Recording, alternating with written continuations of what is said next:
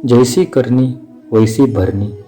अधिकतर लोग सोचते हैं कि हम दूसरों के साथ छल कपट करेंगे तो हमें फायदा होगा और हम कभी पकड़े भी नहीं जाएंगे।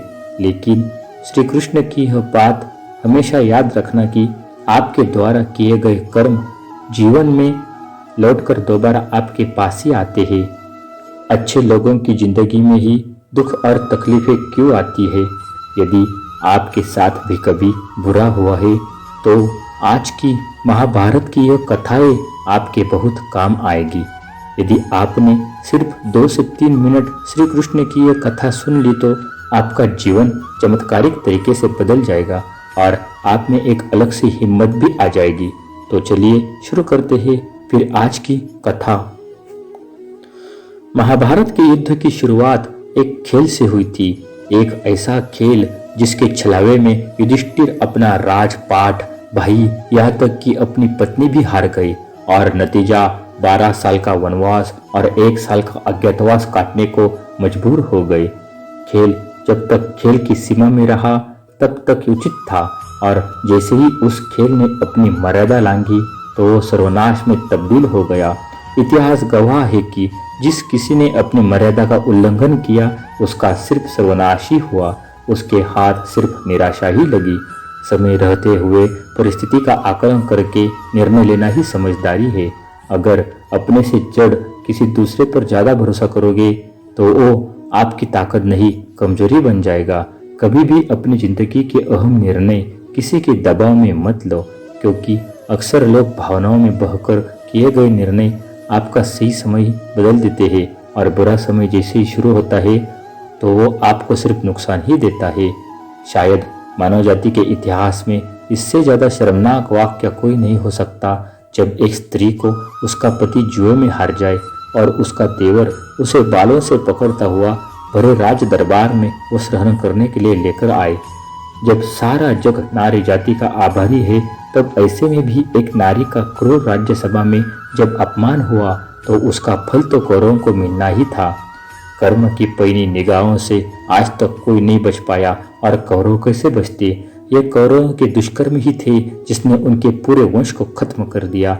ताकत के सुरूर में अक्सर लोग दूसरों का बुरा कर देते हैं मगर वे भूल जाते हैं कि उनके सुख और दुख सिक्के के 2 पहलू है।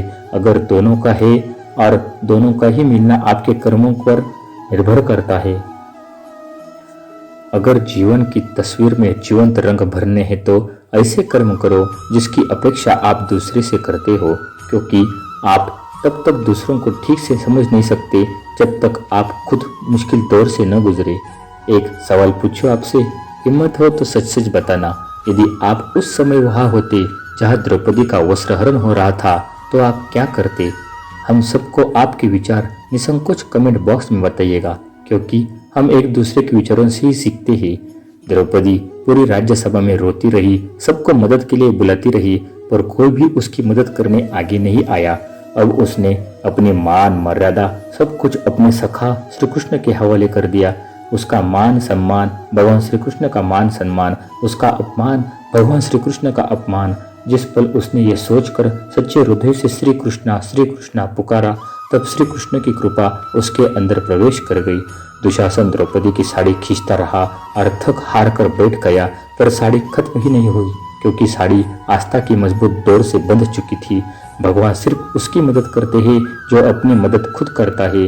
जब तक आप अपने मन में यह भाव रखेंगे कि ईश्वर सदैव आपके साथ है और वे आपके द्वारा किए गए हर कृत्य को देख रहे हैं, तब तक आप कोई गलत कार्य कर ही नहीं पाएंगे, तो बुरे परिणाम कैसे भुगतेंगे?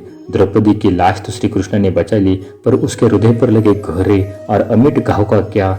उसके हृदय में अपमान की इतनी अग्नि दहक रही थी कि उसने अपने केशों को तब तक न बांधने का फैसला किया कि जब तक दुशासन के खून से उन्हें धो नहीं लेती। और उतना ही नहीं, जब वो कौरवों को श्राप देने ही वाली थी, धृतराष्ट्र और गांधारी की क्षमा प्रार्थना ने उसे रोक लिया। जब धृतराष्ट्र ने उसे कुछ वरदान मांगने को कहा तो वो कुछ और भी मांग सकती थी, पर उसने अपने पतियों की दासत्व को स्वतंत्रता से मांगी, क्योंकि उसे यकीन था कि अगर उसके 5 पति स्वतंत्र रहे तो वह भविष्य में उसके अपमान का बदला जरूर लेंगे। यह विश्वास ही था जिसने द्रौपदी से अपने पतियों की स्वतंत्रता मंगवाई। जब भी कभी खुद को कठिनाइयों से घिरा हुआ पाओ तो अपनी निगाह हमेशा अंतिम मंजिल पर रखना। जो भी निर्णय लेना भविष्य को ध्यान में रखते हुए लेना।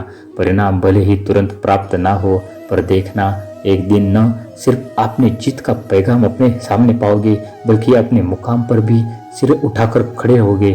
तो दोस्तों, क्या सीखा आपने महाभारत की इन प्रेरणादायक कथाओं से? अपने विचार कमेंट बॉक्स में निसंकोच और सच सच बताना। उम्मीद करता हूँ ये कथाएं आपके जीवन में बहुत बहुत काम आएंगी। फिर मिलते हैं ऐसे एक कहानी के साथ। तब तक के लिए जय श्री कृष्णा। राधे राधे।